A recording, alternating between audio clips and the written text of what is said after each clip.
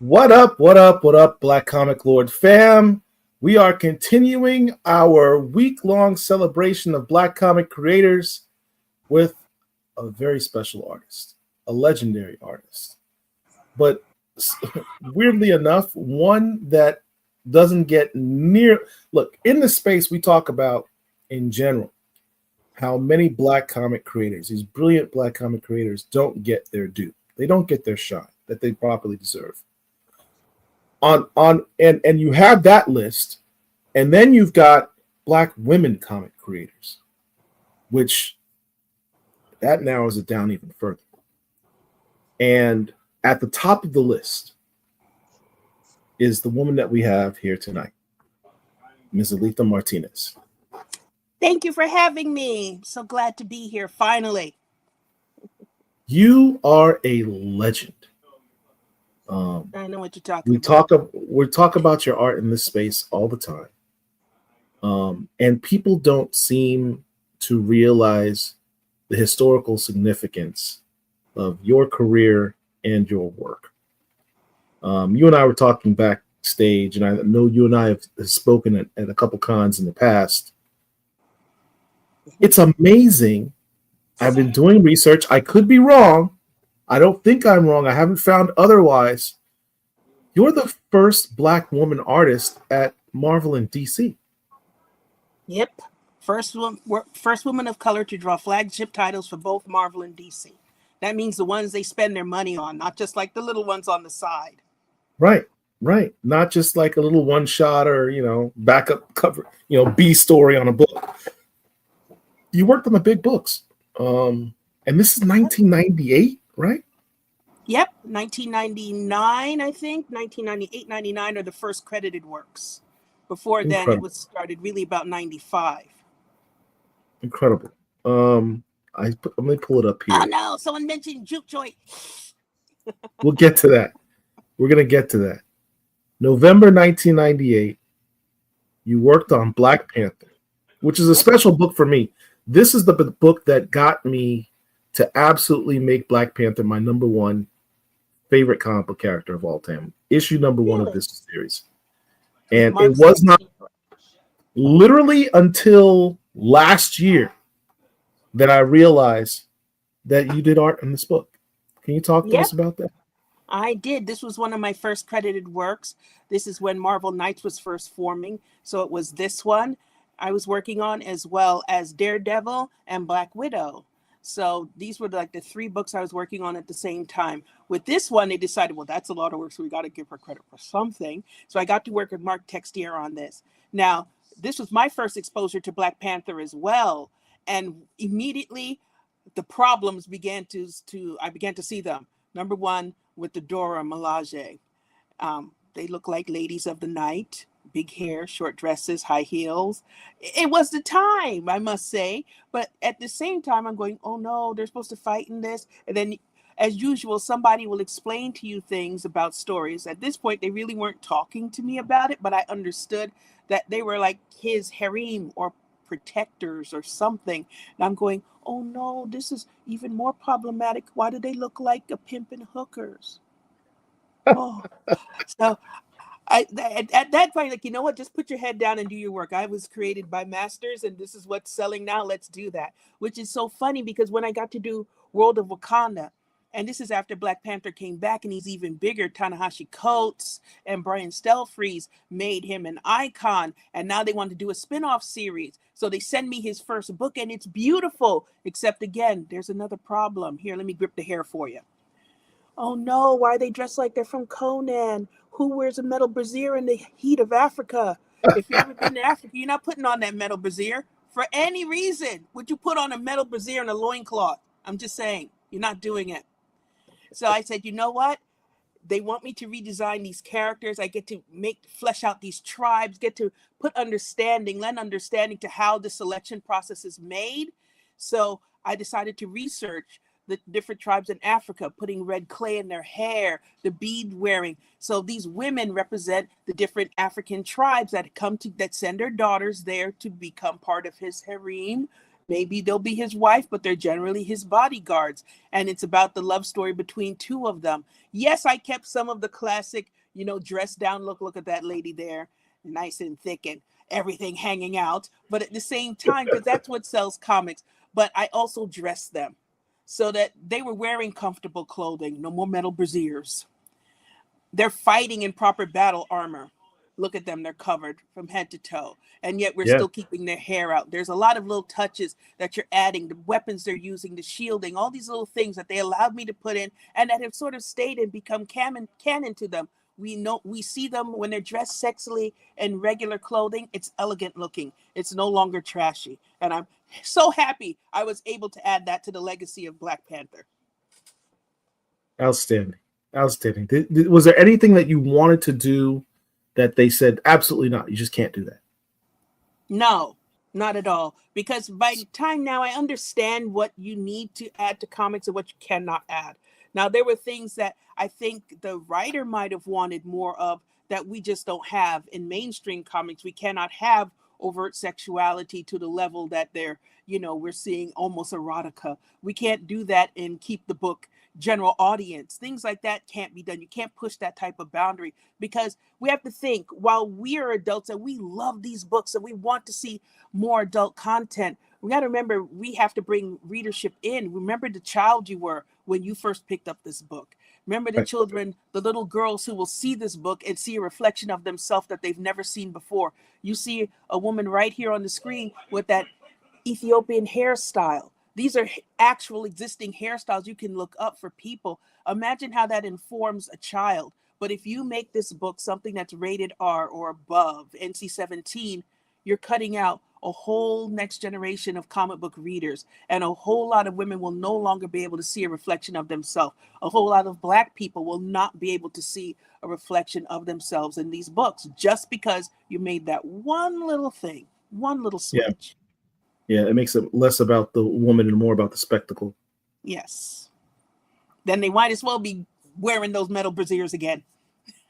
Speaking of good role models in comics, you've done some work on Moon Girl as well. Yeah, she's so much fun. Like when I took this book on, that I plugged in before it ended, but then they said, hey, do you want to do the final arc? And I'm like, the whole thing? It's like, yeah. By the time that I'd had a little experience with her, and the main thing I realized, you've got to put the brush to this. You can't, ink it with all your modern tools and fancy stuff. You've got to break out that old fashioned, go way back. Why? Because she has this soft line to her. There's this kind of organic, fluid feeling. At the same time, it's sort of cartoony. And I thought this will be an easy book to draw. No, it wasn't. Her world is complex and deep. And I like to take on books that push me as an artist, things that I think I cannot do or have never done before. So she was a wonderful challenge. It still remains one of my favorite characters. Mm. You also did this piece with her and one of the hottest Black superheroes in the world, Miles Morales. Yeah. What was that like? Again, Miles is another one. I keep touching him and going away from him. Anytime I get to touch him and feel him up a little bit, that didn't come out right. That I never get to do the fullness of the book, like take it for many, many, many series, like I've done books at DC, because I'm always working on something else at the same time. But tell you, he is such a fun character. He's got a great feel, the way his world is built. Just getting to do recently the Storm Miles annual.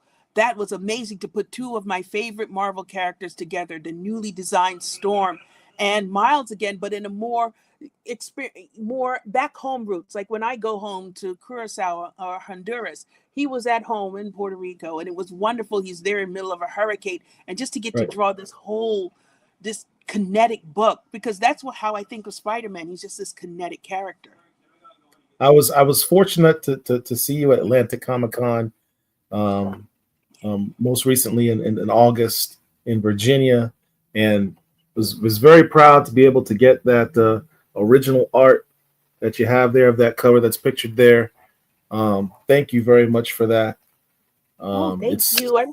One of my prized possessions. I'm glad to see you found a good home and you appreciate it, because again, this is where I get to do that brush work and just dive into a character that I know and feel comfortable with. Yeah. Art with artists. It's great to see my sister's doing great art. Salute to you and your great works. Very much so. Thank you so much. All right, switching over to DC Comics. Yes. You talked about your first work at Marvel. What was the first work you did at DC? First work I did at DC, well, the credited work is Batgirl. Background. Uncredited work is a different story altogether. But this character that we see, Nubia, this is when I came back to DC after many years, long after Batgirl. And Batgirl was actually the first female character I got to draw in comics, period, like in a lead story. I was always solo male heroes. They were like, you'll soften the women. Maybe she'll draw them too naturally. Maybe they won't be sexy. So they let you, the men though, it's like, hey, I'm fine. So I drew solo males up until 2008. So that's a long time to get into your career. That's years and years before they let you draw a lady. And then the first one I drew was Batgirl. So they come back around. I know I need to be on a Green Lantern book too. I need John Stewart. He and I need to dance properly. But this one, all of a sudden they tried to describe this character from the 70s to me that I'd never heard of before, because I didn't land in this country until the late 80s. So, and my family did not allow comic books. They're immigrants, they're coming from outside the country. The first thing my grandmother said, that all these people are naked. They're just, yeah. And I couldn't argue with her, because the first book I showed her, the one she was brandishing at me, was the X-Men book back in the Jim Lee era, where they used to sit around the X mansion in their underwear looking like Victoria's Secrets commercial. I mean, they literally had a swimsuit issue. They did. And so put that in the hands of your abuela and imagine, you know how that went. That was like, no, never again, nunca más. You heard the voices, the threats, they're going to beat from captain to cook, the whole 9 yards. For what? A comic book. So yeah, I had no access to comics until I was an adult. So I didn't know about this character. They had to explain Nubia to me. She was Wonder Woman's twin sister, born on the same day that Wonder Woman was born on. She found some clay, her father crying on the beach. She formed a little white baby. And then she said, oh, look, there's some dark clay here. Let me form a little black baby. Please bring them to life. She raises them high. Cacao. And then suddenly an eagle, cacaws, the black baby off to Africa. Because, of course, that's where all black people are. Don't you know that? Only in Africa. Mm-hmm. Now, what was your reaction when they explained that was the actual, because for those who don't know, she's not making this up. Wonder Woman 204, that's her actual origin. They took a piece of clay and white clay, dark clay, and said, let me make it's a messed up story. What was your reaction when did you believe them? At first I did not. That okay, since this woman sounds serious, I think she believes what she's saying, and I am not one to doubt her. She must obviously understand this thing. And I'm like, oh wow, that's another, oh no, let me grip the hair. That's so problematic. Why are we here? So they say, but guess what? We're going to send you all this stuff, and we're going to let you redesign her as you see fit. And she's in this all new future story. We're not even touching that. At this point, this iteration of her that we're seeing here, this is from Future State. So I said, now is my chance, because Wonder Woman was a character I was aware of when I was a child. We got to see her through, like, outside, and we'd look in, and it's like, look, I think that's Wonder Woman on TV, because kids weren't allowed in the house like the dogs. 8 o'clock in the morning, you're outside till 9 o'clock at night. They don't even want to know you exist until they have to feed you. But we digress about growing up in these places. So getting to see Wonder Woman, she was beautiful and magnificent to me. She had a cape and everything. And I saw these things. And I said, how come when it comes to Black female characters or people who present as Black, are they always smart but never sexy? They're never desirable. They're never have that beautiful look to them. They don't have any of the qualities that attracted me as a child when I first saw Wonder Woman. But here's my chance. One of the things that we have are the gorgeous heads of hair. They're not to be hidden and straightened. Now, I have to keep my hair straight. I think that might be written down somewhere as a law in the Honduran book. You shall never see her natural hair again. Okay, fine. But imagine instead of a cape, this is your super, you have this flowing hair. The pushback from this, not from the editors, but from, you know, the naysayers and Twitter and people. There's like, why she's got to have all that hair?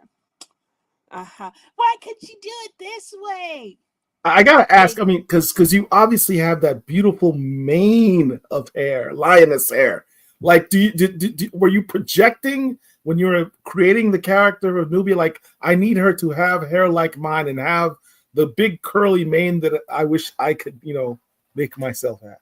you know, not exactly, because I always try to draw like I play D&D. You're above the board, you're not your character. But Mm, I see the cosplay world, and every time someone, even though I would probably never dress up as anything and I don't understand exactly why people do it, but I see the need to be a part of the community. And you could yeah, imagine every time a woman of color, and I'm not just talking about Black women. I've been in Africa and you're in Algiers, and these women are brown and lighter, and they'll say, I have hair just like that, but I have to keep it covered. This mm, is like a hidden thing for us. Our yeah, hair is not beautiful. We have to keep it wrapped. We have to keep it neat, they say in America.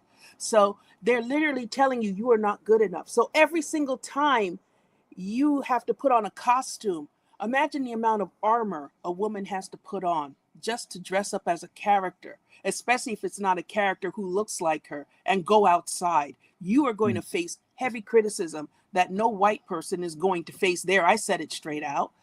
yeah, This character is for everybody who is not white. Anyone yeah, else, you know that hair, whether you're Hispanic, whether you're Arab, whether you're African, no matter what. This is you out in the open, screaming out loud. And she was first in the bodysuit. When I dressed her again in that more Amazon looking bathing suit, because again, you want to present sexuality, power, beauty. Going in, they let me try different makeup styles for her and all these things, just changing her costume constantly. Now we have a beautiful character who looks like us, who has our hair, who is just as sexy as anyone else and as desirable as anyone else. And you can dress as her and feel perfectly comfortable. That is what I intended, and I'm so happy they let me do it. It's interesting in the history and the mythology of comic books and superheroes specifically. There's a special um, iconography in having a cape as a superhero. It means something. Having a cape means something as a superhero. It's like a title or a badge or something like that. Nubia doesn't have a cape per se in all of her iterations, but she has that hair, which in Mm-hmm. essence takes the place of that cape and becomes her own title. And the way that you described it in terms of, I'm representing for all the women that have ever had to, you know, cover their hair and hide who they are. This is it's a whole statement. I mean, the cover itself, that's a whole vibe. The hair is its own, like it's like her sidekick. It's like so meaningful on the page, particularly on She's the a picture super. on the right. How did you do that texture on that hair? I have never seen an artist do that on a comic book before. Slowly and painstakingly, literally one curl at a time, because I got to ink pieces. So I know how they came all the way out. And Yeah, again, I was a painter, so I understand how to do that. You use white ink as much as you use black ink to get it out. But that hair, I had to make sure it was done right. So the first one, that's Mark Morales inking, and he does such a great job. I love him so much, and he's accused me of trying to kill him with the trees and the hair. I understand, Mark. I understand. Yes, I will continue making attempts on your life as long as they let me do it to you. But this ride I wanted to be on, it's like, you did it now. And because it was done, look at how many more characters are coming with their natural hair. And it's beginning to be seen as beautiful. You stand your ground with it and you fight for it. And all of a sudden, it's become the norm. And as I said, now suddenly I got to draw a new Storm. And there she was with this hair, no longer straightened, lovely, curly. I'm like, so happy that sigh. And that's the one thing, because I'm not a touchy feely kind of girl, but when I go to conventions, people and see people who walk up and they're crying, saying that they're tears of relief. And I travel for the State Department and I go around the world and they show this. And I don't know a country that has brown women who hasn't come up and said, that was me. I understand. Especially like coming from Arab countries where they have to cover their hair, cover their natural looks. They say, that is exactly what my hair looks like underneath this. That's what it looks like. It's like, thank you. I need this book. And I love that. Love it so much. Along the lines of Nubia, who, I think everyone categorically agrees in our space, you're the greatest Nubia artist who's ever done the character. What I love, you don't love Kari is so wonderful. I had to beg for that book early. No disrespect to any other artist that's done the book, but I mean, you're definitively the Nubia artist. Just like John Byrne might be definitively described as the artist of the X-Men or something. It's just this is your character, as far as I'm concerned. Just me personally. This particular story that you did more recently, is this your first writing work on a book? This is my first writing work for Marvel or DC. I've done it before for other companies, but not and for myself, but not for any of the big two. So this was the first. All right. And what book was this? This was from DC Powers. Yeah. The Mistleplex. When I pitched it's Mistleplex, they're like, who? Why? How did he get there? I was like, okay. And basically it's like, you know what? It's only 8 pages. How bad? She can't really mess this up. So let's let it go. How is it the more I see you draw Nubia, the bigger her hair gets? Well, the wind blows. That is the wind blowing. And she has different styles. So it's been fun to play around with the different hairstyles, especially in Nubia and the Amazons. But when I wrote the story, I noticed that for Nubia, she feels incomplete to me. She's still coming from that mind space that people have, that a woman has, a Black woman particularly, has to prove why she's worthy of the space or the attention. She just doesn't have natural adventures where something crazy happens or shows up and she figures her way out of this thing. No, she had to go into Brazil and she speaks Spanish and they're like, oh, you speak Spanish. It's like, really? As if there are you didn't see what Brazilians look like at number one.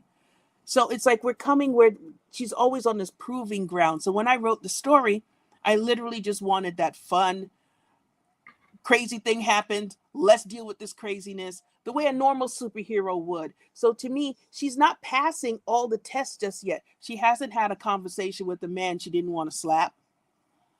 So, she hasn't done certain things that make her a complete character. She's still trying to prove why she needs to exist in this space. And then when they elevate her to this queen status, it's almost like you're removing her from the true pantheon where we'd have to deal with her every single day as a hero.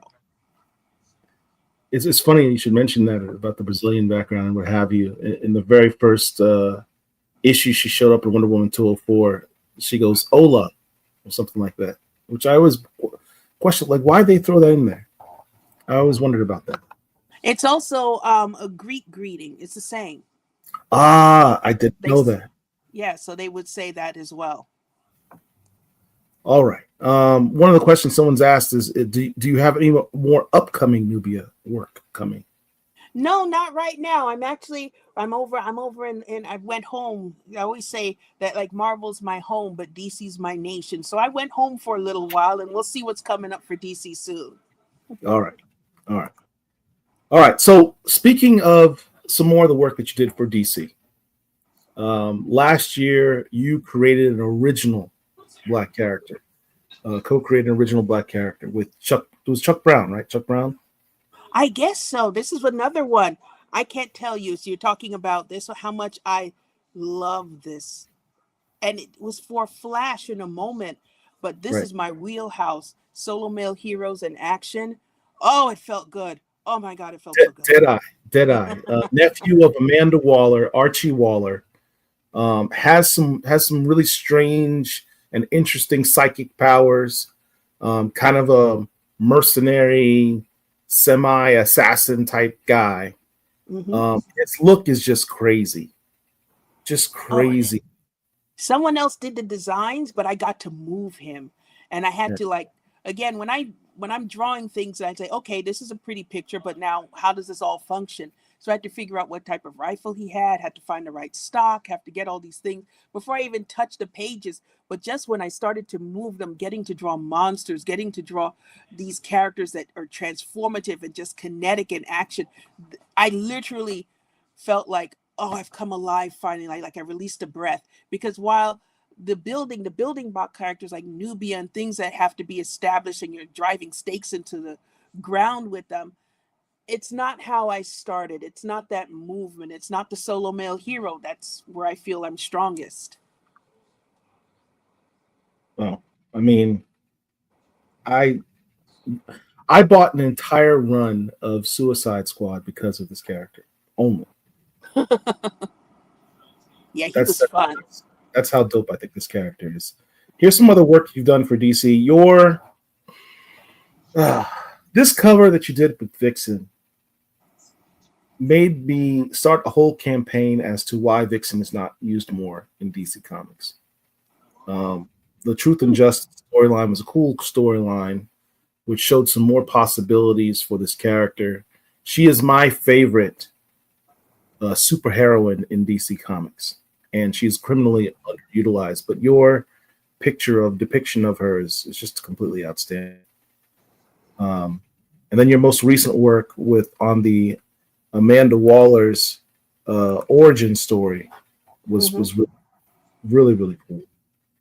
That Uh, was fun too, and in its own way. It was probably one of the most quiet books I've done. But doing this book, because it explored her history and background, and I finally got to like touch this character and dress her and play with her a little bit. And I'm going, okay, realizing what are they going to use her for? It's like, oh, she's a new bad guy. So funny. I've never seen her as a bad guy. She's a super patriot to me. So God, thank you. We have this debate all the time. Me and Rich. She's a super patriot. She's not a bad guy. It'd be like calling Nick Fury a bad guy because he, does some shady things on occasion, but he does it for the country. yeah, like she makes sense to me, and that they're going to push her into like the bad guy realm. I'm like, but how? Think about it. The first time I think I saw her, that I noticed her, was in Justice League when she walked up after all this death and all this destruction rained down by a normal hero battle. And she's like, look at this. Of course we're afraid of you. And made clear sense. And then we're going to Batman Beyond when old Batman and old Amanda are friends and they're talking. And to me, that's like calling Batman a bad guy. Yeah. It's the same. She's just preparing. She's just making our world safe anyway. And once you realize how much she's actually lost to heroes, their battles, or just literally things that they are, you get overlooked, you fall through the cracks just because you happen to be black, you happen to be of this area, or they just don't think of you in a certain way. Like, hey, say la vie with the violence.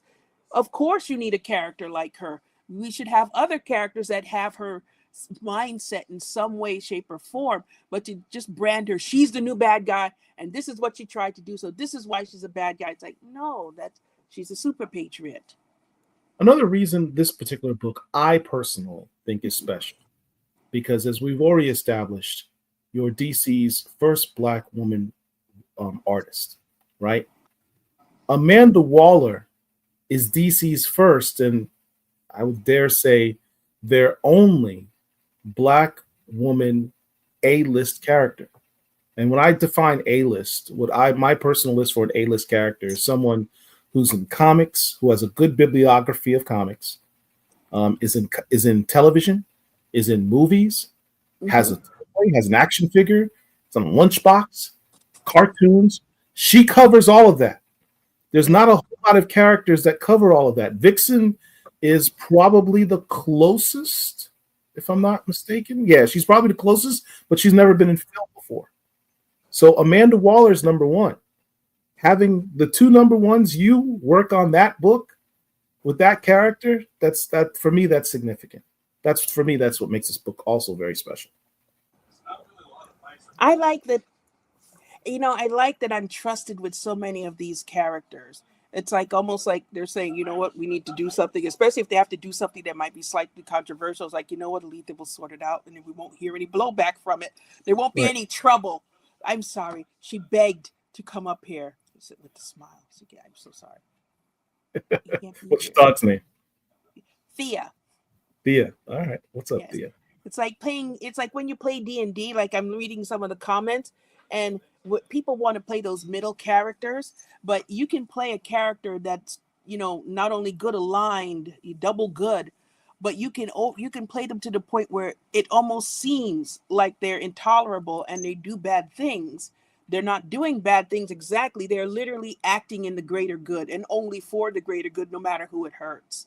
And Right. that's a little hard for us to understand characters who don't think in shades of gray. They think they're thinking only in white. And if you go at the end of the day, they were protecting us when we didn't know we need protecting. So it's Right. almost like you're skewing the story to show how bad they really are. Like, oh, see, what they did was really bad. But if we think about it in the world sense, maybe we wouldn't be where we are right now if we had people who literally thought that way.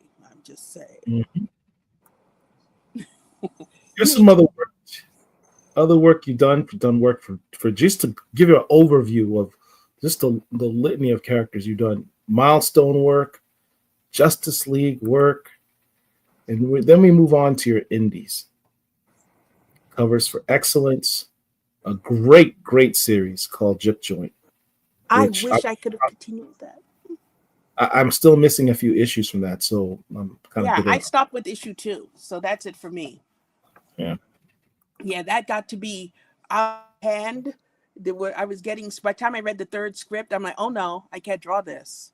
I Yeah. cannot draw something that destroys black male bodies and then do whatever they were doing afterward. And that happened to be the very day that Stan Lee died. I was having this conversation with the writer and the editor, and they're like, oh, but this is either they're trying to press you to do it, and then suddenly it says Stanley's dead, and I'm not kidding. I could hear the man's voice in my ears. With great power comes great responsibility. And I'm Right. looking at this thing where you've drawn these characters that are just starting to be accepted. This is really even before. This is before Black Panther's movie, and you're then going to turn around and start tearing down black males and destroying their bodies and showing and depicting it in this terrible fashion. For whatever reason, you're still doing that. It's like, isn't that what other people do? Well, they won't be me.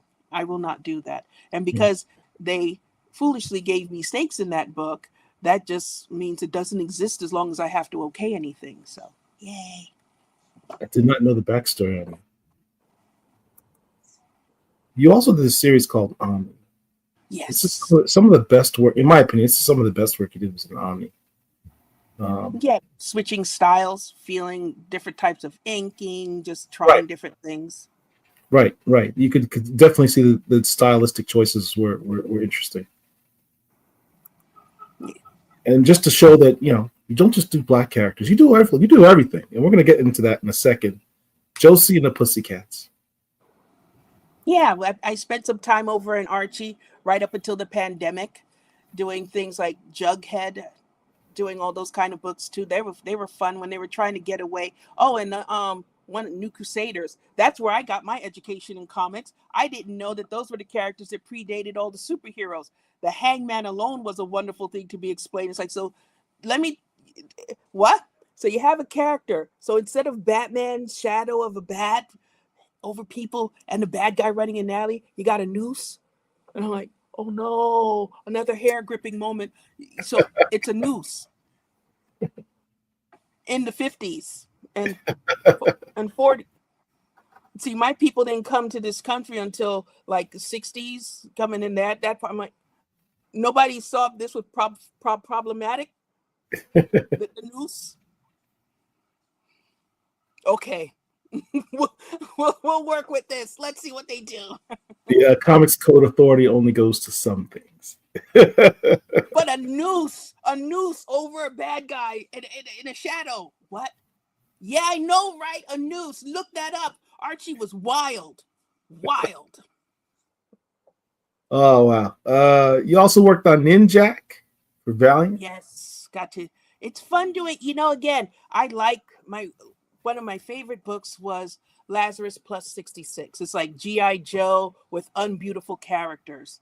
And those are like the best characters. Again, I like my solos. I like the action and those kind of things, but just literally getting to draw characters who, when you're drawing X-Men and all these kind of people, they suffer from chronic resting bitch face. And they're perfect. Their clothes never get dirty. They're poised. It's a certain regal nature that you're always trying to live up to. They're not really allowed to act and be in that moment and roll about in the dirt. It's like, I like characters that get dirty and bloody and hurt and just literally just, be able to just, and they get up and they keep going. They dust themselves off, even if they're a little damaged, drag that 1 foot home and do it again the next day. I like those characters. All these characters who are in their feelings, like drawing Wolverine from when he was truly savage till he was old, and then till he was wandering around looking for death to take him. I'm like, oh my God, how did Wolverine come to this? Oh, I hope the next time I get to draw him, he's more back to himself, but I don't think so. They've been kind of trapped in this side of blase, whatever, for so long that I don't find it interesting. Well, that can be said about a few of the X books at the moment, but I won't go talk about that. WWE superstars. Who knew? You're a big wrestling fan. Yeah, and it was, again, the chance to doing a book that I've never done before, because the characters have to be recognizable at the same time you're moving them through a comic. So you go, wow, this will be fun. How do we do this? So just drawing my versions of these people that still have to be recognizable, doing things that we, having zany adventures. Yeah, why not? I tell you, this is where I'm happiest. What was it like to collaborate with Mick Foley? You know what? I met him at a con. Again, a lot of people, when I'm working with them, I don't talk to them. We communicate through the editor. That's it. Normally, if a writer will hit me up off thread, I will loop the editor back in, because usually they're asking for something I'm not supposed to do. And I'm like, was this approved? You're going to get me in trouble. I better have the editor here to moderate this conversation we're having. So a lot of times we don't get to talk to one another. But then I met him in a con. What a brilliant man. He used immediately, like we've seen his wrestling personas, all the characters he's played. So I'm growing up watching him. Then I never imagined he would have used the word serendipitous in a conversation. I'm like, oh no, now I know how those people feel when they hear us saying certain things, like, oh, your English is so good. I'm like, but see, I didn't say that to him.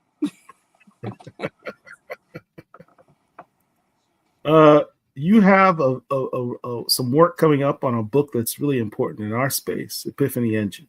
Yeah, they let me do one cover. They didn't include my babies. What babies? What babies are you talking about? None of my own characters, and I got to do this wonderful cover, though. I love doing these kind of things. Again, I got to experiment with color. I got to experiment with characters that are, not recognizable to me, but then running in their own space. So I am looking forward to this book. Well, look, from what I understand with Tony Cottrell, he's been here a few times talking about this book. If it is successful, the idea is that they will continue it and do another volume. We will personally talk to Tony and make sure that your characters are included in the next one. My Yumi and Ever, I would love to see that. One of these days, I shall finish that series. I tell you. You hear that, Tony? Let's make it happen. All right. Upcoming work. You have a book coming out for Marvel called Avengers number 23, the Alitha Martinez Black History Month variant. Now, the image is not out yet. Can you give us is there an NDA on this? Like, can you tell us what are you cooking up here? What's in the oven? I can't even say. That is literally the plain fact that you have those. I'm like, what? It even has a number? That is on my desk now. So I don't know. What do you have cameras in here looking? You're not going to get me in trouble. We're the blackcomiclords. This is what we do. Apparently, and you're good at it. Jesus. No, I want people to be surprised, because, again, I'm getting to visit characters that I've drawn separately, and I'm getting to put them together. It's fun going home to Marvel, because I know they're going to offer me something that feels comfortable in a way, because they know me underneath. And at the same time, when I'm with DC, they're going to push me and challenge me. And what more could you ask for as a comic book artist? All right, all right. If you ever have the opportunity, now that you're doing stuff at the Marvel, the House of Ideas, to draw Ghostlight, I would love to see your rendition of John Jennings' Ghostlight at some point. Oh, that would be interesting too. It's like, oh, right now Just I would beg them for Miles first though, because I've been waiting to like really dance with him, like just book after book to see how that develops. all right. Well, squeeze him in the background or something. I think that would be dope. I Um, Because I hear other people, they request characters that they want to work on. I'm not, it doesn't happen like that for me. They're still questioning what I have the ability to draw. that's So when absurd.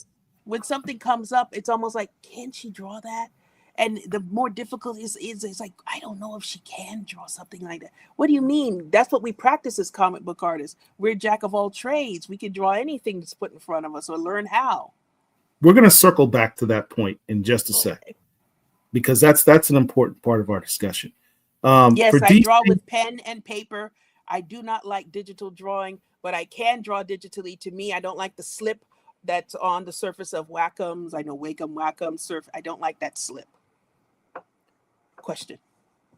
that is one of the questions. And keep your questions coming, everybody. I promise you that we're going to have a question and answer section and run through them so she can answer your questions. For DC, you've got this book coming up on the right. This is from the Power Company book that's coming out. Yeah, the next DC Powers. Yeah. DC, okay. All right. Now, on the independent side, this is a book I'm excited about. You and I spoke about this at Atlanta Comic Con. I'm a huge Robotech fan. I consider Robotech the greatest anime of all time. And I know I'm Yeah. dating myself when I say that, but it's my favorite. It's my hardcore favorite. And I know that it's a favorite of yours as well. Oh, Tell us about yes. Well, this is my foreign. No, the planes do not transform. But in the spirit of Robotech, this was when I first saw it. It's one of the first things I saw when I came to this country. It helped me start speaking English again, because it was such a shock hearing people with Southern accents that I shut down. And it's like, oh my God, I don't know what they're saying. I'm not sure all these are real words. But you watch cartoons for many years and nothing changes. In Curacao, we didn't really get to see a lot of cartoons.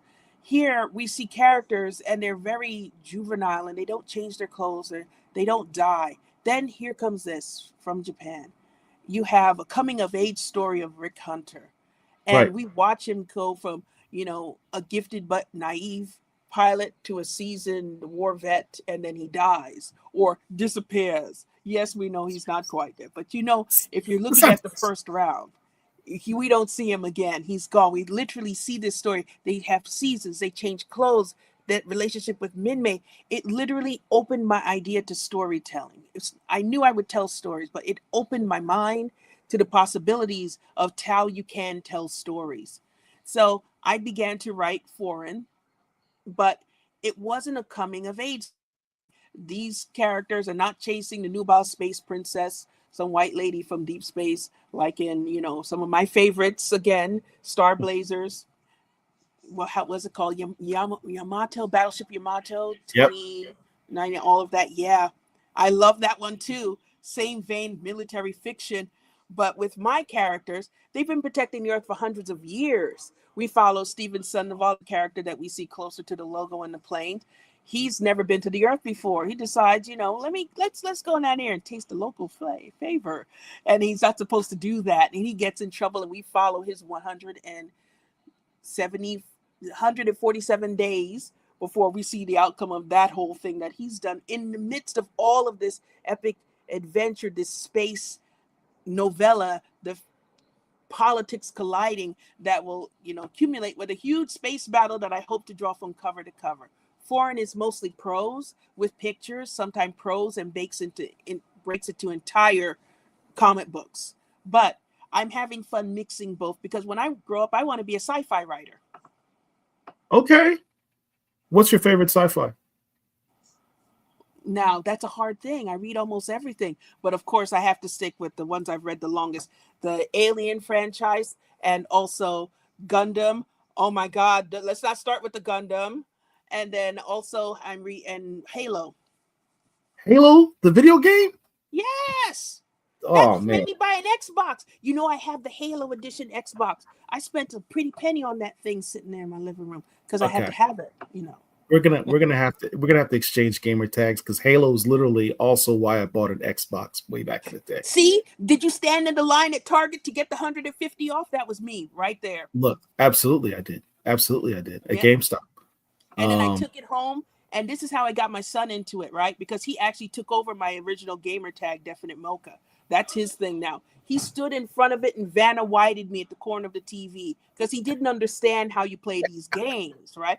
So he's like, "Don't go in there. See, now you're dead. See, look, they're hiding here, pointing it out on the TV. They're hiding right there, and now you're dead." I'm like, "Michael, walk away." He totally, oh my God. But yeah, he took over my gamer tag and everything now. It's like, You gotta wait to hear the aliens go.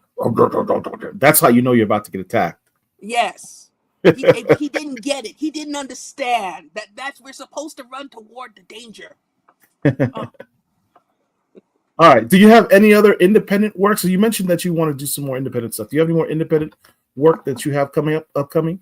yes. Well, again, we're at 4 and is up to volume 8 now. This is actually the wraparound cover for the recap book, which skips you from book 1 to book 5. Foreign also has naughty books on the side to protect its IP. That's a whole conversation in itself because while I'm conceiving of a world that runs along and is like Star Trek with cursing, and again, Star Trek, another one I've read a lot of, other people are conceiving of a world of yaoi and men in high heels, these two characters doing things we don't want to see them doing together. So in order to protect the IP itself, we also bind naughty books of different characters and different iterations. So we try to create a whole universe for them.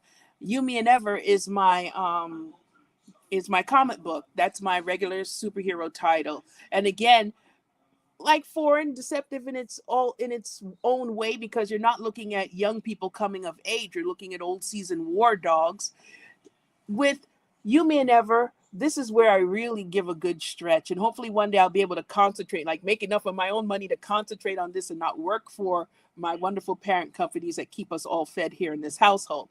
But that one, I explored more what it means to be Hispanic in countries where people don't realize that you are. So when you look at Yumi and Ever, you're not looking at a black man and an Asian female of some kind. You're looking at two Hispanic characters. They just happen to look like others, people, and they blend in. That's why she said as a sleeper agent in Japan, because she can blend in there. Ever, he's never lived in society before, so he's imagined Superman that's been institutionalized, but by Mm. the army. And so he's has trouble. He can switch into a different mode altogether where he looks at people like they're ants. And yes, he can kill them if he needs to, but he does not. We never see him kill anybody in the book, but he struggles with fitting into a society that he's never lived around. How do you fit in? Just we watch him. I can't wait till I get to like book 6 so we could slowly see this tank of a character, because in the first books he's actually growing up into full size and shrinking down because there's not enough food in the world to sustain him. He's used to being fed, properly fed in a facility. Imagine now you have to make your own food, or your girlfriend has to feed you, and not realizing you need upwards of 50 to 60,000 calories a day just to sustain that muscle mass. So we watch him shrink. All these things I want to like explore with this character in ways that they haven't explored superheroes before. Where can people buy this particular book? I sell them at conventions because we print them at home like crazy people. Okay. All right. Like, So there's and not. also you contact me online at ariadstorm.com and I will mail them to you as well. All right. Cool. Like we're starting small because I don't want it to get away from me to the point where I can't fulfill it with just me and my kid. We don't have anybody else to help us yet. And again, growing the IP slowly until it's self-sustaining. That's like what I really want to do. It has no Kickstarter, nothing. Everything that, we sell or everything I make through other companies, I put into these books. All right. So I promised that we were going to show you something that you had not seen. And let me see if I can do that here. You have to brace myself. No, not at all. Not at all. It's all yes, good. There is a digital version through my website. Here is your bibliography. This is our Legal Comic Geek website. Just showing you just the myriad. That's why I said we're going to circle back to the comment that some of these publishers still question what you can and cannot do. The answer is she can do it all because she's actually done it all. Every character you can think of, every genre you can think of, Alitha Martinez has worked on it. Look at this bibliography of books. I didn't even know you did Cable. Yep, one of my first. And I have this series. That's the thing. Sometimes I'm credited as A. Martinez, which it was a male character that's predated me, a male artist who was also A. Martinez. Wow. Or sometimes there's no credit at all. So I ghost on a lot of projects, even to this day. The Power Company that's upcoming, your Epiphany Engines here, Work on Excellence, Fearless, Barbie she was the hardest character I ever drew. That's really? A beast of a character because she's so exacting. Everybody in the world, whether you own a Barbie doll or not, whether you're male or female, you recognize that character. So she has to look exact. They have her, they could say, her eyelashes, you put 5 eyelashes instead of 4 eyelashes on the bottom, and we need 5 on top, 4 on bottom in this iteration of Barbie. And that was a different one that had 6 and 5. That is how tight they are with that character. I mean, guarding her, she was a beast to draw. You actually, you have me looking like they're actually 5 eyelashes. Yeah, you did. Exacting detail. You got to count them. You couldn't draw lines at her crotch. You had to make sure everything was and yet she changes her clothes often. So you couldn't even use any normal anatomy, nothing. You really had to stretch. She was a beast. Not the answer I thought I was going to get when I said, what's one of the hardest books you've ever drawn? Barbie. Wow. Barbie, hands down. Because every book here, that's an interpretation done in your style or a style you choose to draw in. It's fine. You're drawing them in the costume. They're matching their colors. All these things are fine. But Barbie is by herself an icon. Iron Man. That's my first big book credited alone for Marvel, if you don't count Cable. Let's see. That would be the earliest one they have for you. Was the Iron Man 1/2. Iron Man 1/2. Is this your first credited? Yeah, no, the first credited work for Marvel would be the Black Panther that happened earlier. But Iron Man and then Cable came. And then Cable, Black Panther, didn't get credit. Black Widow didn't get credit. In Daredevil, didn't get credit in, I think, an X book I worked on in that time. And then came Cable Annual, then came Cable, then came Iron Man, then came X-Men. It's crazy because I was actually looking when you mentioned the Black Panther before. I'm going to circle back to that. Here are the Black Panthers. Go to Black Panther number 1. You're listed as an inker here. Now, if you pull up CLZ, which is the program many collectors use for organizing their comics, you're not there. Yeah, because as a penciler, inker, and we color wash the book. You don't wash it in gray. You don't show up as a contributor on that book until issue, I think, 7. Oh, wow. No, I was there from the start. And we're penciling, inking, and washing the book. So we had to do gray tones, with pen and ink, no computers. Was there some type of people that are let's not give her credit at Marvel, or is I don't know. I mean, that just seems kind of strange to me. No, it's definitely not. That it was never Marvel who doesn't want to credit you with the work.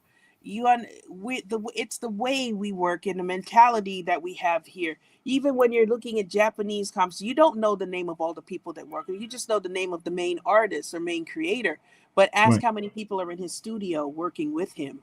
So with us, it's almost the same, except there's not many. Like I wish I could find someone to work with me. Nobody, because I think I'd kill anybody else who really works with me. I don't sleep. I'm like that girl from the Ring.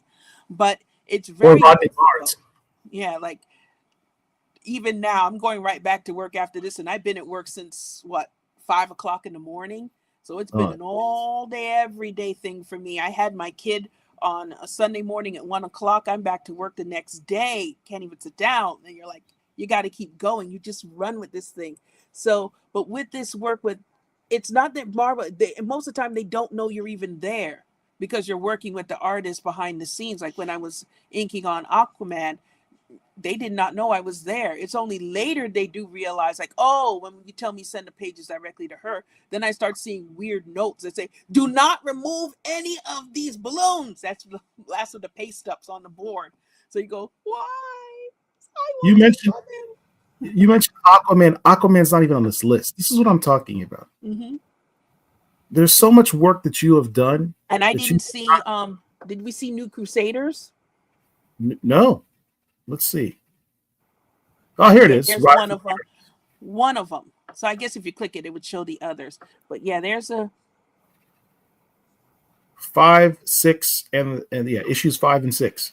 Oh no, I went back to where where the artist was the first artist who started it. I finished the first series and moved into another one and then moved into a third one. So there's more than them. Gary Martin. So Ben, yeah, either I think it was Ben Bates or somebody was doing the interiors, and I had to like you. It starts off like when you overtake them, they just don't announce you on there. They half you with another book, so you're overtaking them slowly. So they're still getting credit for the work you're doing, and you finish the series, and then you take over the series. Wow. You're only listed as a cover artist here. Oh no. This is why I wanted to bring you on to talk about stuff like this. Like when I say mm-hmm. Yeah, when I say Alitha Martinez is one of the most underrated artists in comics, this is what I'm talking about. The vast body of work that you've done over the last 30 years on noted books, quality work, and it's not recognized. That's criminal to me. but there's something else that I think is very important to me as an artist. That two things. One, a nun cursed me long ago and said, "You're never going to get whatever true accolades for something that's your own." And I'm like, I always hold that in my mind. It's okay. These characters don't really belong to me, but what it does do, it stopped the ability of people to say you can't do that. That Yeah. whole thing where they look and say you don't draw like a girl. Now I see whole women. We're getting flooded by women who are not being questioned. Their talent isn't being questioned. They can't even imagine or conceive of somebody saying some of the things that are still being said to me today because I'm still walking in the front. Yeah. Oh yeah. None of the other. Yeah, I saw what was missing from this wonderful list. That's when I branch off into other companies altogether and start doing things like My Boyfriend's a Vampire and all of those Twisted Journey books. Riverdale. Yeah, Your Riverdale's fun. Aurora's on this list, but you're not listed on the list. Did you work on this book?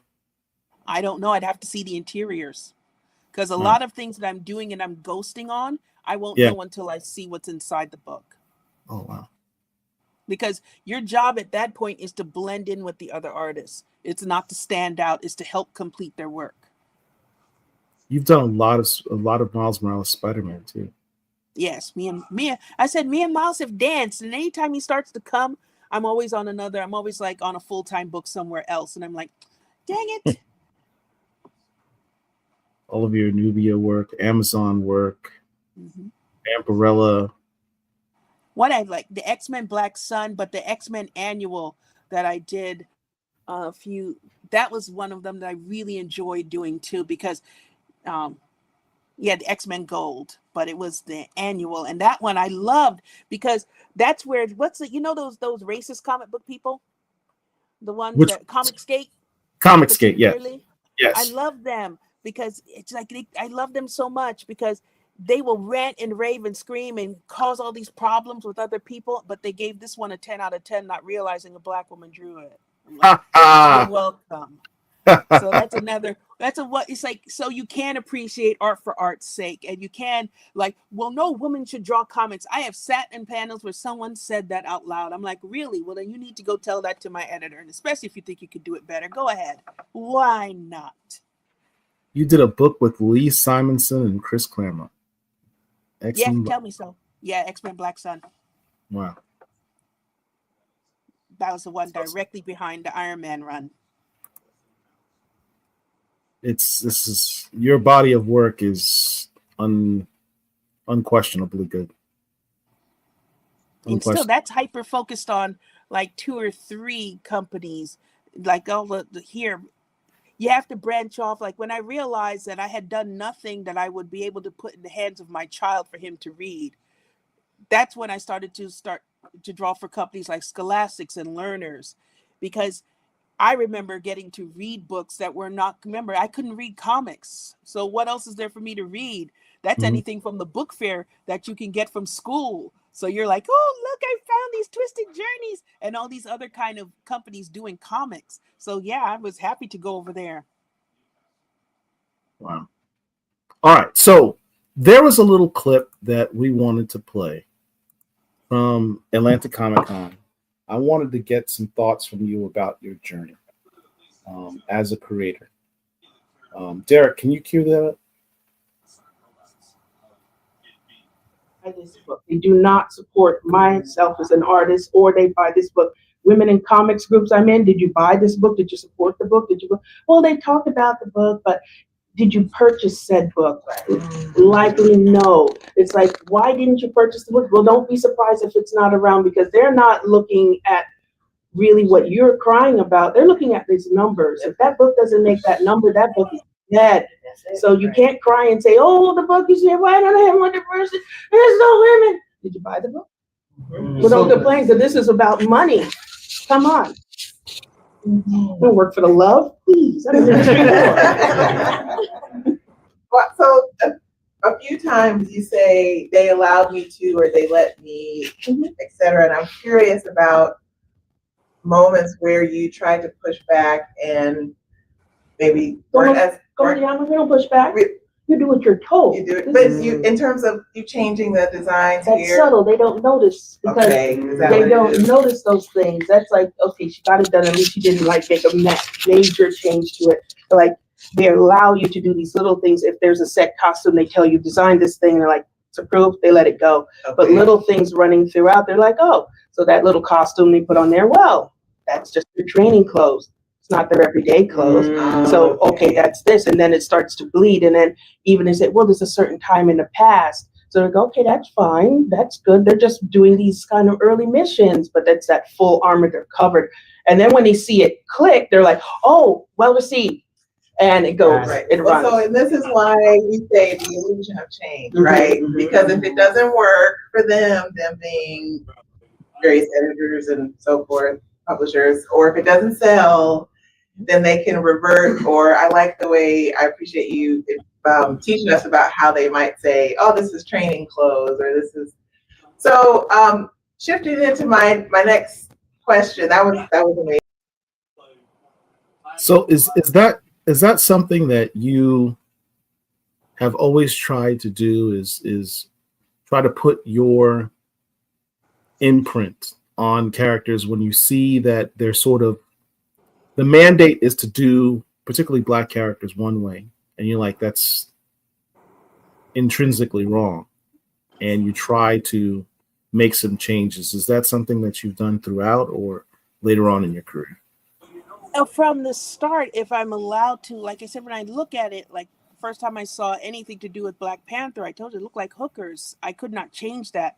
But if you're going to let me run with it, then I'm going to ask those questions. Can women run in high heels and fight in high heels? I will take one off and use it as a weapon, but I will not try to run down the street. It's just being practical. If we think about things, I try to ground every book I do somewhere in reality. Something has to touch on us, or we understand. If they're sleeping, I do not sleep with my hair uncovered. I'll wake up with a tangled mess. I'll be looking for scissors.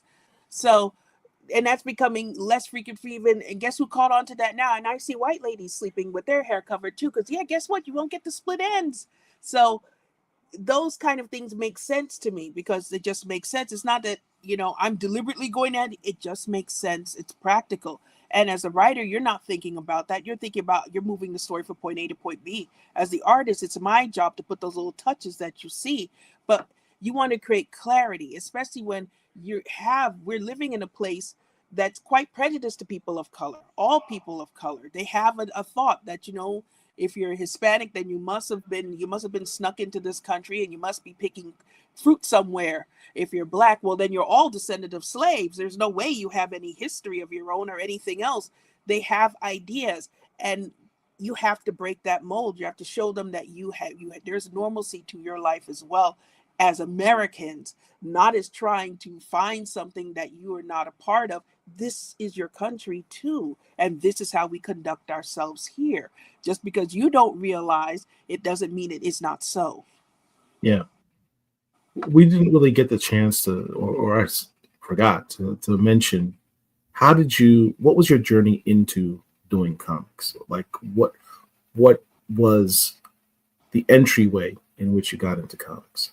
I was Joe Quesada's ghost. So I started ghosting on him with Azrael Ash. And then that led to me coming in with Marvel Knights and ghosting all through the first run and into, I guess, a little into the second of the Daredevil series. Yeah. So my first was being his ghost. Yeah, like that Marvel Knights one was the Joe Quesada baby. Yeah. So when they came out and they were surprised, they're like, "You've been in Marvel before?" Yes. I made it my point to go and show my portfolio in many places. But at that time, you're still looking at, they're wondering if you have the ability to do this thing. So it's that constant question, can she do that? Like one of the books I would love today to draw, if I was offered it, I would literally leave anywhere and I would take a pay cut to draw Robotech because it would bring me full circle. And yet could she draw those ships though? I don't know. I hear people questioning that. I'm like, what? You don't see foreign? I designed those. I cobbled those together. They don't exist in the world. I would have loved, Brandon Easton just finished a Robotech Rick Hunter book. I would have loved to have seen your take with those characters and his writing. That would have been cool. Yes, I would have loved that too. It's just so weird. Like, you have people standing in front of your table and they're making questions about what you have to draw, what you can draw, and it's sitting in front of them. It's almost like it's cut, like they have blinders on. They cannot accept that this is you, or they'll say, it's so different from what you normally do. It's like everything is different from the other thing I've done. I don't have a style that bleeds through all of the books. That's why some of the work can hide so easily, because you can't tell that I did that or I've tried a new technique, and I like trying new things. One of the things that we've talked about recently in the space is how back in the day Marvel had that bullpen, and I see, like, for instance, when I ask you about how you got into comics, you talked about how you ghosted the ghost work for Joe Quesada. That Marvel bullpen is just legendary, and they don't really have that concept anymore because they could have an artist in Spain and a writer in Mexico or something, and everything's done digitally these days. But that bullpen concept led to a lot of mentorship. And oftentimes various writers and artists would talk about how when they started at the big two, what have you, they'd have someone that sort of showed them the ropes, or people that they emulated or helped mentor them through the process. Who were your mentors in your career? That's the thing. I didn't have mentors. I like that. Well, I almost like now that I say that Joe did the best thing for me. He left me alone. And when I'm working on him, he told me straight, I'm going to give you a trial by fire. So he's like, you're going to run with me or you're not going to run at all. So Yeah. it's not the same as they're taking you under their wing and they're showing you all the ropes. You'll learn from them because you're going along. You'll learn because you're doing it at the same time. I never had any of that practice. It was always full steam, 100%. You get it right the first time or you go home.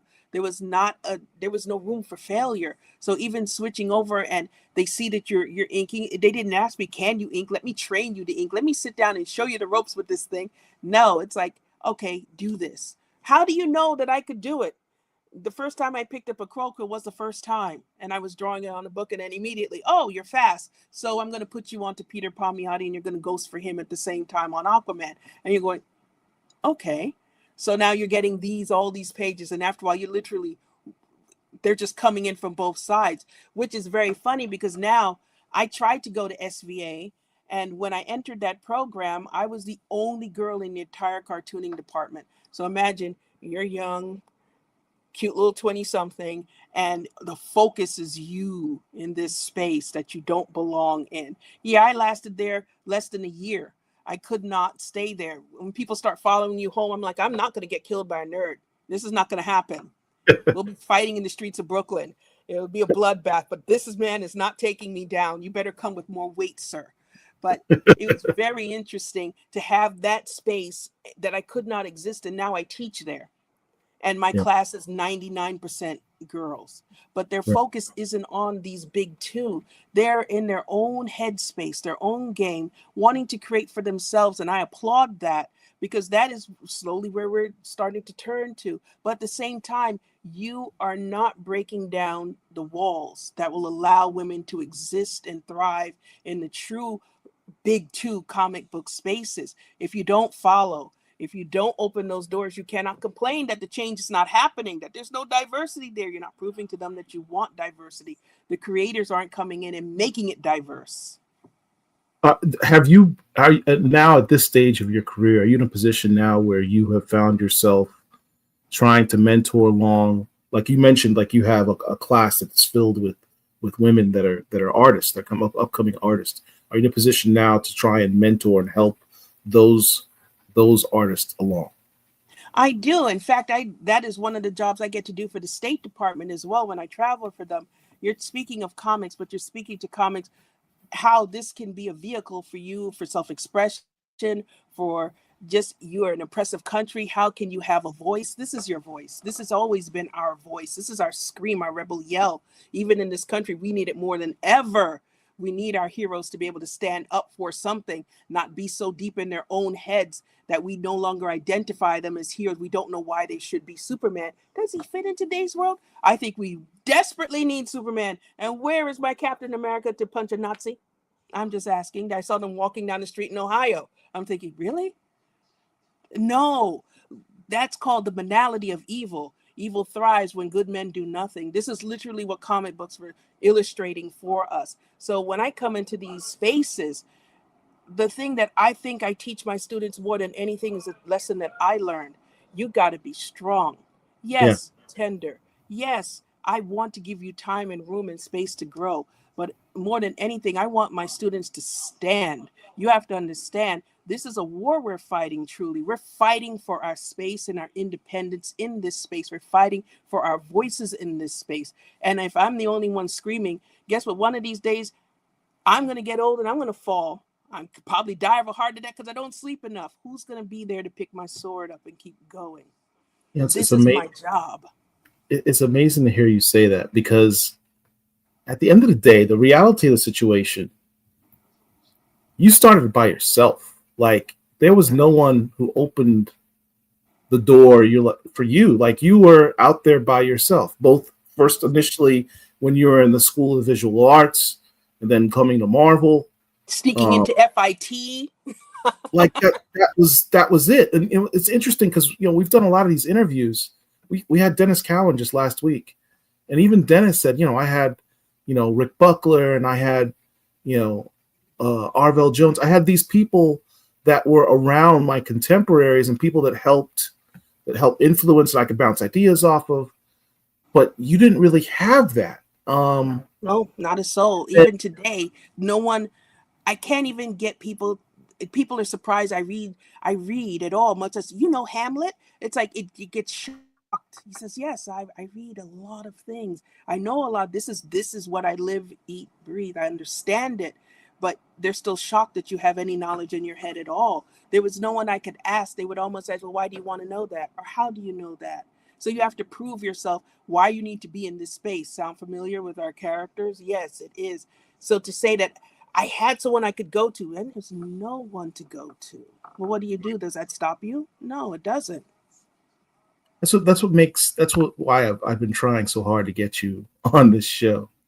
I remember when we had interviewed Eve Ewing, and I showed my daughter. I was watching it in my living room, just rewatching it one day, and my daughter came up and she watched the interview, and she was like amazed. She normally thinks this stuff is kind of boring, but she was watching because Eve Ewing was on, and I was like, she was like, who's that? I was like, she wrote this and wrote that, and she's like, really? She wrote that? I was like, yeah, because I've given her comics like Ironheart and Moon Girl. She has these comics, and I said, yeah, that's a writer who wrote on some of those characters. And she was amazed at the concept that someone that looked like her had written these books. And I'm looking forward to her seeing this and seeing your story and saying, wow, because she wants to be a graphic artist when she grows up.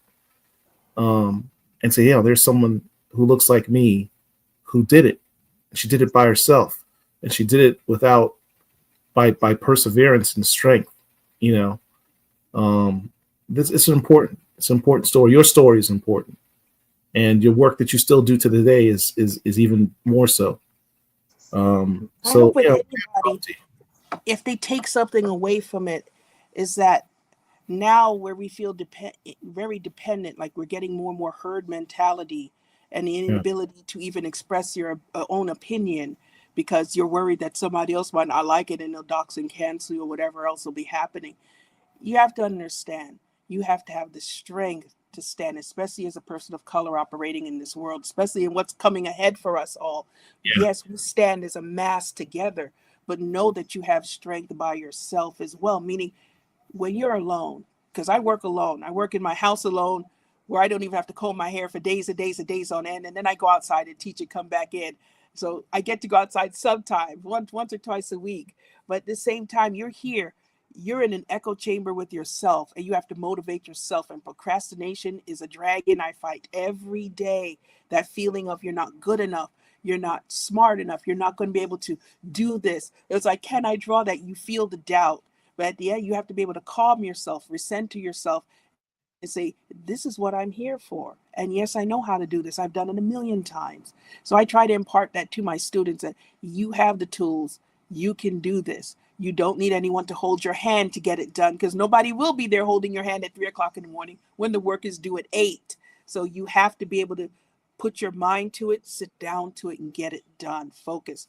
That's why I could tell my students from other ones, because they look hungry, nice and focused.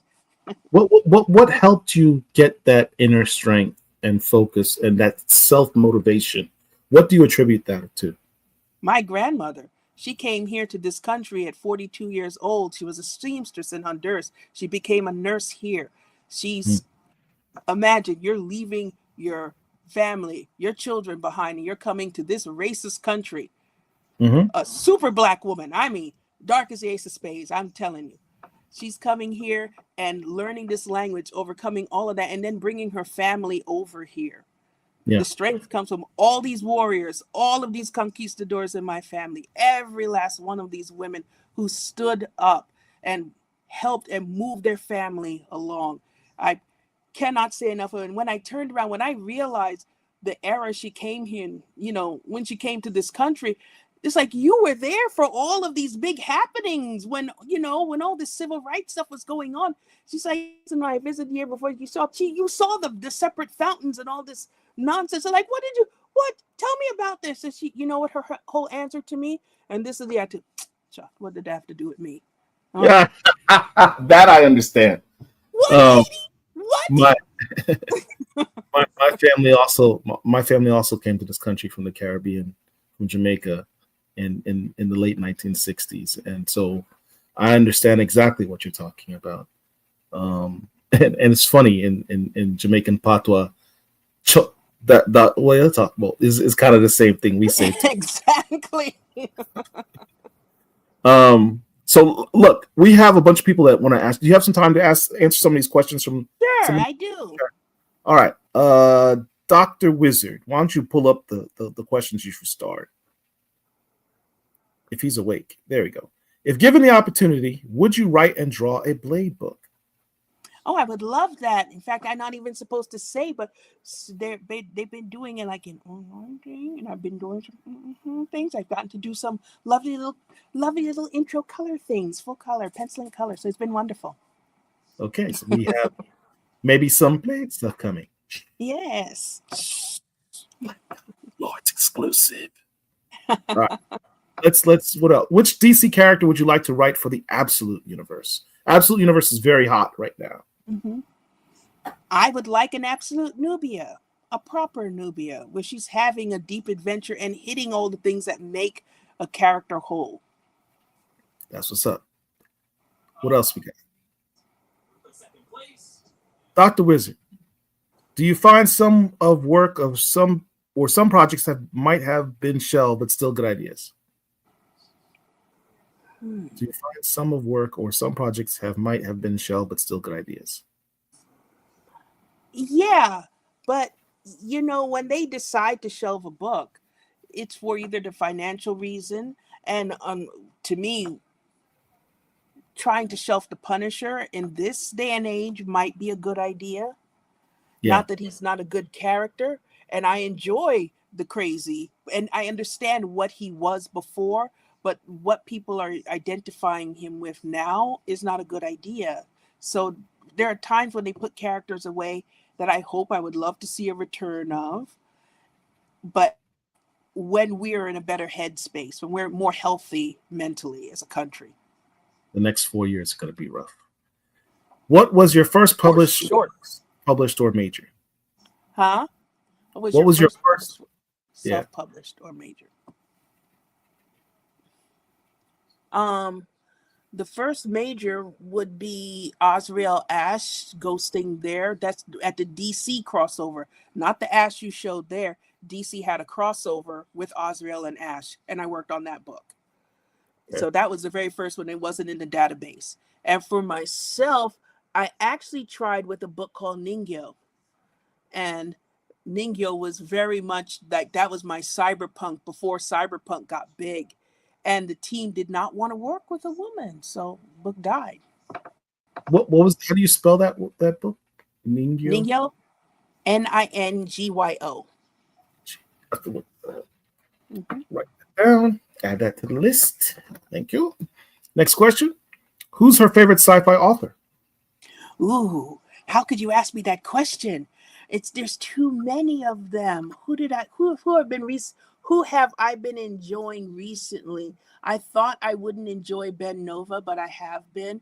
I've just started the Planet Size series as well, and I'm kind of enjoying that because it's the military fiction with an almost human voice to it. I picked up Ursula. What's her last name? Bad with last names.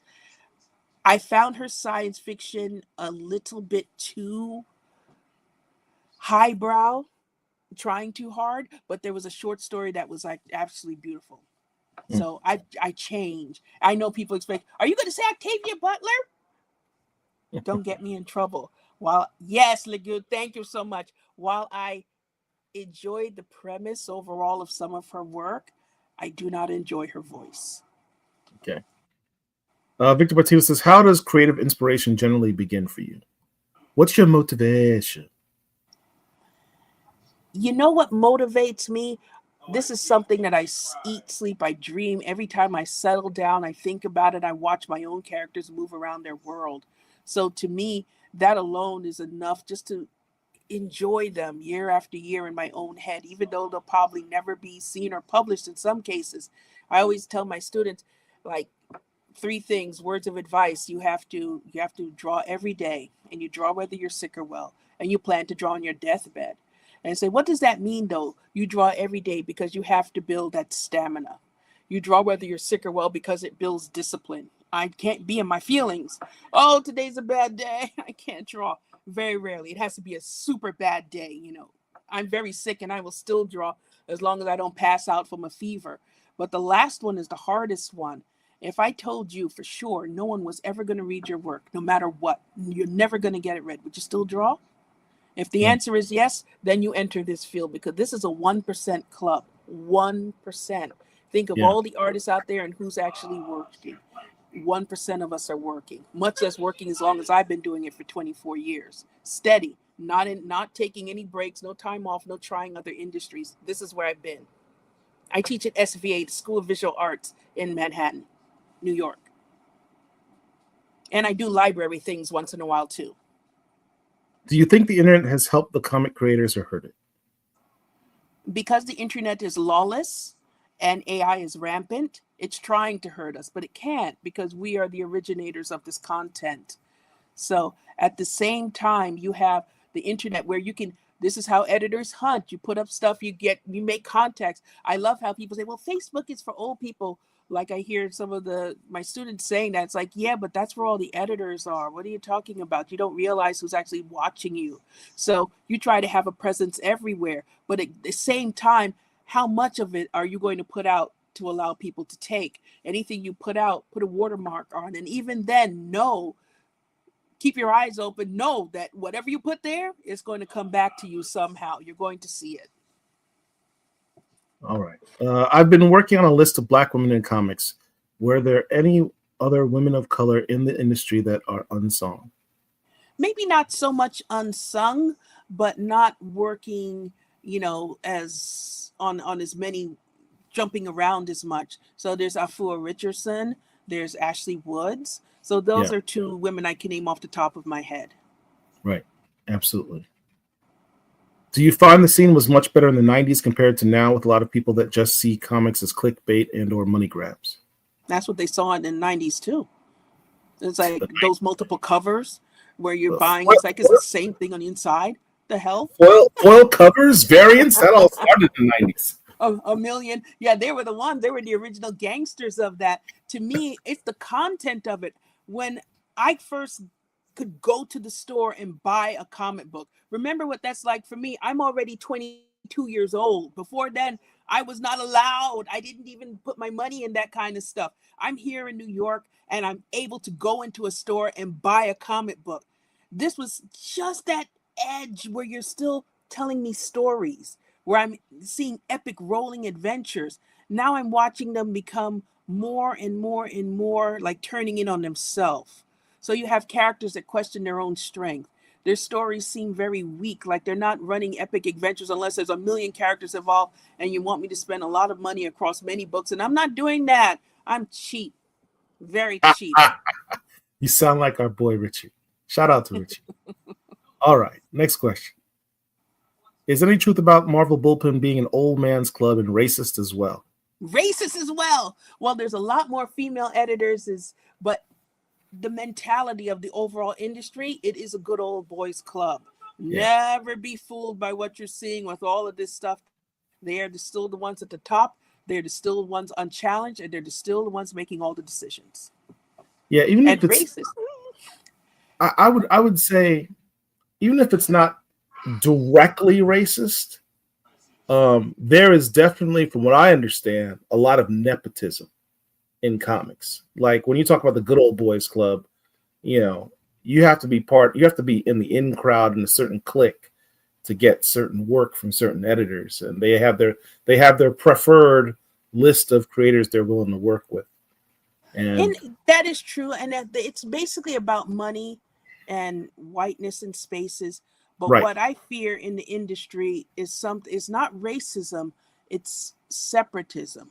And that's what I'm seeing slowly happening, even within my own career. If you think of where I started, I drew solo male heroes, and they were all white men. So this is where you're staying for many years. You're there over a decade before they would even let you touch another character. And now, if it's a Black character that needs drawing, who you're going to call? Now we're getting sorted according to skin color and character. that does not speak to the ability of an artist to draw anything and everything. So it's not so much racism. We're not seeing that. We're seeing this where we want representation. We think, you know, like you said, a whole Black team, that's a wonderful thing. It is, but at the same time, all of these characters, think who created the characters in the first place. Are you giving enough opportunity to creators of color, artists of color? Or are you only allowing them to draw, or does the public only expect to see them drawing Black or brown superheroes? So when you're on a white book, would people be shocked if this keeps going? So it's like you're creating a new beast trying to heal an old problem. Yeah, there was a lot of outrage when Ta-Nehisi Coates was given Captain America. People lost their minds. Yeah, that's ridiculous to me. That's ridiculous to me. As a writer, you need that stretch. You should never accept staying in one place or one genre, one hole. How do you stretch yourself? Yeah. What would your child self say about who you are today? My child self always knew. It's never that my child self needed motivation. She walked out of her home alone with a duffel bag and guitar. She raised her brothers and sisters alone in the house and hid the fact that her parents were long gone. This child was always this way. It's now she needs to look at me and remind me that there's more work to do. You want to write sci-fi. Hispanic women do not write sci-fi. This is something that's a whole new mountain to climb. It's like you climb K2 and Everest is still waiting for you over there. So you need to go get that. So it's her who has to remind me, who's feeling tired, much older. You're beaten by this industry. You might feel comfortable in this industry, that there's more work to do. So it's never me speaking to her. That girl knew. That girl was, I can't even, when I think of it's like, what did I fear then? Where wouldn't I go? If I left the country by myself, that was the thing. I did go here, go there. I feared no one. I went anywhere. I went to death metal concerts where they're throwing blood all alone just to talk to people so I can, hey, you want me to draw your covers? You're talking Napalm Death, Sepultura, all these big bands. You walk up to people. You fear no one, nothing. That girl needs to remind me of who she was. What do you think that writers can do better when writing Black superheroes character stories? Give them real stories. Stop making them have to defend why they are in that space. Going into being surprised that, oh, you speak Spanish? If you're hundreds of years old and everyone else is learning this language, why wouldn't she know this thing? Why do they always have to prove why they need to exist in this space? And why does it always, they never go on a proper hero's journey. They have to be led there by Buana. This is not right. This is literally, you have your own problems, own struggles, except that we are people too. Yep. Did you find acceptance with your folks supporting you and taking your art seriously? Of course not. I'm from an immigrant family. They only brought us here to do 3 things. You're a doctor, a lawyer, or an electrical engineer. Yeah. They didn't even allow nursing. That wasn't good enough. It's like they would literally tell me things like they would pay for the college educations of my cousin, my grandfather would. And when I said that I wanted to do comics, he told me, you are on your own. And he meant it. Yeah, he did not. I have family who only talked to me just before the pandemic, and only because they could look my name up online and you are someone. But even when you go around them, guess what? You're doing their dishes. You're still not as good as your cousins. All right, next question. Dr. Wizard, what characters would you love to get your hands on that you've never touched? That's a good question. I've touched just about all of them. I wanted the big 3, and they let me touch the big 3. So I'm like, well, who's left? At this point, I'm Alexander the Great. I'm looking out, and there are no more lands to conquer. Now it's time to weep.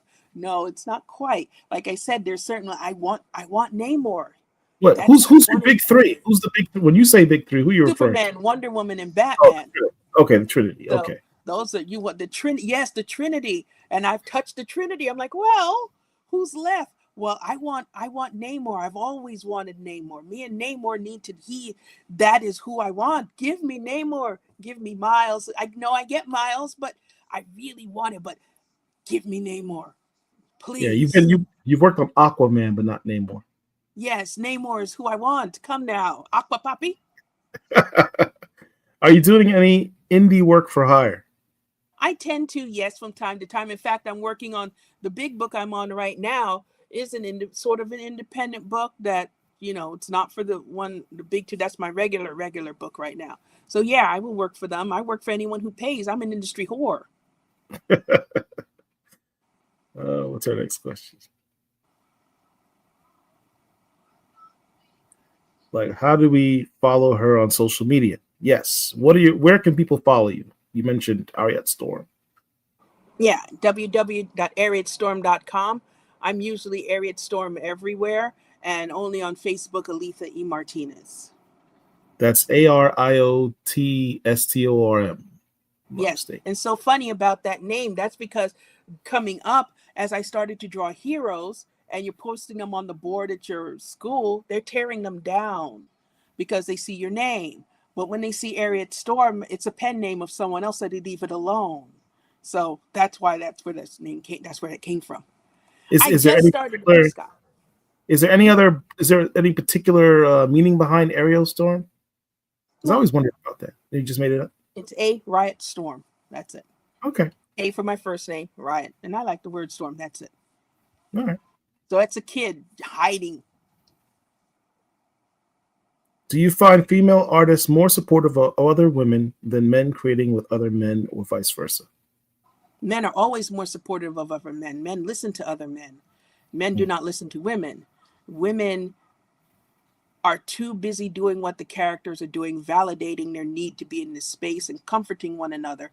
They do not trade story ideas. You're not sitting there able to come together and bounce stories off of one another or say, hey, I read this thing here, and what'd you think of that? No, that's not a conversation you're going to have. You're going to have a conversation about trauma and they wanting to heal from said trauma, which for me, coming from where I come from, I'm very much a barbarian.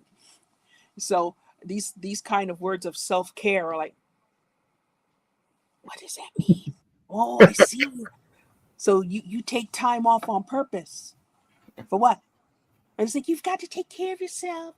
You got to pamper yourself. Yeah, I do. It called go sneaking out to see Godzilla -1 like 7 times. Yes, I did see that 7 times. I loved it. You and Dr. Wizard's behind the scene. I can see him and he's laughing his ass off because that's actually one of his favorite movies. Of all time. Someone echoed that for me properly. Like Superman, remember? Come on. Do you think we will move past Black trauma or proving oneself as a motivation for a superhero? God, I hope so. What do you think? That's like a question that I can't even answer. I have to hope and pray that we will move past Black trauma. But the thing of it is that we're not at a point where we understand that we are all Black people. We're allowing white people to define Blackness. By the even saying the word, you are reinforcing a label a white man put and used to erase who you were. Speak on it. When you're doing that, because here, I will say something that, and you'll hear how jarring it is. There are certain words in our language we no longer use or are acceptable. You cannot say the F word to describe people who are homosexual anymore. Why are we still using the N word, even in the fun way? You are reinforcing what they're doing and validating what they're doing and saying. When we get to a point where we say, no more, you're not allowed, and they say, what do you mean I'm not allowed? And you stand up and face them, then I think we're going to start seeing a little shift. But right now, it's almost like we're apologizing for being in these spaces, or we're fighting for our independence, but not standing together as one unit. You're looking for somebody who is our champion here? I love the Black Lords and the things you're doing, but we have to make them uncomfortable in their own space and not allow them to call us certain things. Like, nobody gets to call me the B word to my face as they tried to do for many years. You do that and we're going to see a different Alitha immediately. And it's like, that is not me. Who are you talking to? You do not call me crazy. You do not say that word. I'm not your friend like that. And you're not getting to tame me or turn me into a model of something acceptable for you. So when are you going to stop being acceptable to them? Yeah. The comments are coming in. What do you think? Live action.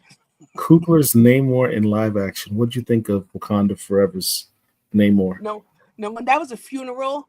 It was a funeral, and at first I didn't think I was gonna like it, but Disney sprinkled their magic on it, and Aqua Papi was too much for me.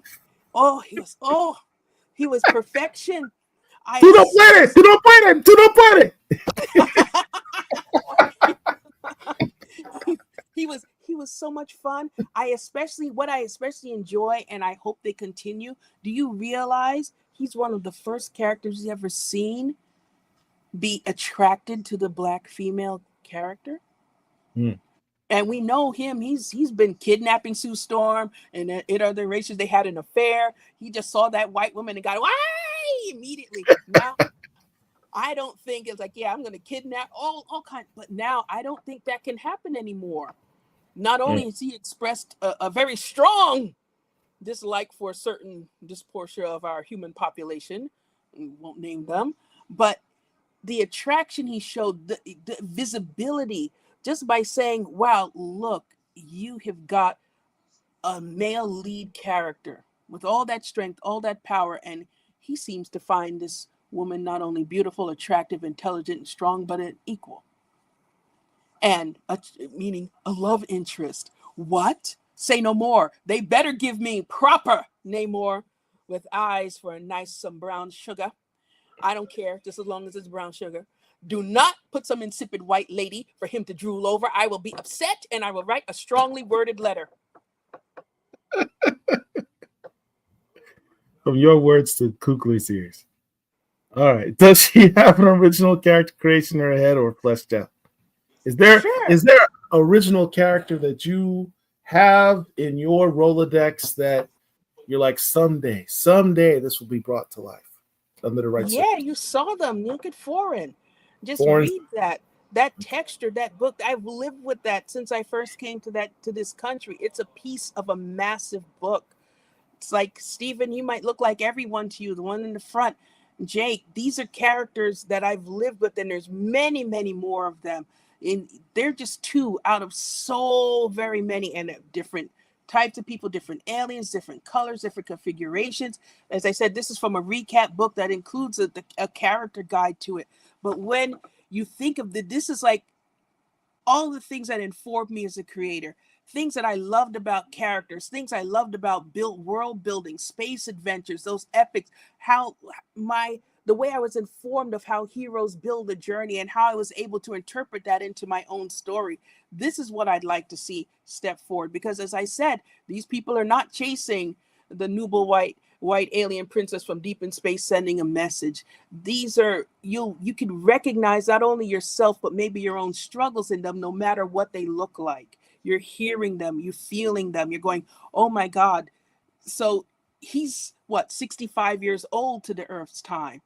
So he acts like somebody who's had all of that. And then he has all of that knowledge and all that layered under this mask of youth that people see. So imagine what a 65-year-old killer who's never lived among people truly, how would he act? What would he think? And when you turn on him, what will he do? He wants babies from her. What series of Black Panther is your top 3? That's a rare. I like the Ta-Nehisi Coates run. The number 1, I could say, if anything, I not only keep borrowing it, but I will buy it and I will keep putting it in my iPad, because there was something about that look of it, the strength that he showed, the way, Brian, the way Stelfies really went in and did this kind of like fancy art, kind of just like showing me something new. That will always remain like one of my top. The earlier ones are a little harder. I don't like seeing where they have removed Black Panther's power or make him question himself. I don't like that. I like when I see him standing tall. Even I could say I like the art more so than the actual story in the Ta-Nehisi Coates run. I want to see strength in characters. Do you question whether or not characters like Namor, I shouldn't even say him, but like Captain America, like Bruce Banner's Hulk, they're almost fearful of themselves and their own capacity. So why do you have characters of color fearing everyone else? Well, here's a good question. Do you have an art book, or do you have one that you're working on? I don't have an art book yet. I'm like, I don't even know what to do for an art book, and no company's ever requested of one. Like the closest thing I have to a sort of art book is Foreign's recap book, and that's only for Foreign. Remember, I only exist in the space to draw their current titles, not the past. It's always like that gets muddy. I know, but given that what we've explored is the fact that you've done all this work, that no one knows that it is you who actually did it, and that just irks me. It bothers me. I think an art book showing, hey, this popular splash page that you loved in this issue from 2001, that was actually Alitha Martinez. I would love to see a book just so you could throw shade. Let me not speak. It's like, again, this is a war we're fighting. As I said, I'm fighting so that other people can farm, so other people can create. When you see something like that, the most important people who take a look at that and see it are the editors. And they know that the next person they hire is capable. So if I'm informing the capability of other artists, why not let that stand as it is? Let me speak to my own work, buy my own stuff, buy the stuff that I have really invested my heart in, like Foreign.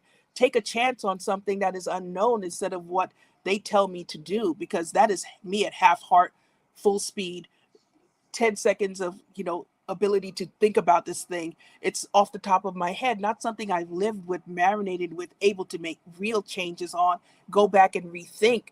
That's not what I do for other companies. I try to leave a mark, leave something that says, hey, you can be here too. That's for everyone else. That's not necessarily for me. I need people to take a look at what I'm doing myself and give that a chance. The other stuff, Alitha Martinez, you are a true talent. You are a legend. You are living history, and you are important for our culture. And I'm very, very grateful and thankful that you were able to grace us with your presence tonight. I've been trying to get you on here for a while, and I know. very happy to have you. We have a tradition here at Black Comic Lords where when you interview with us, we consider you part of our family.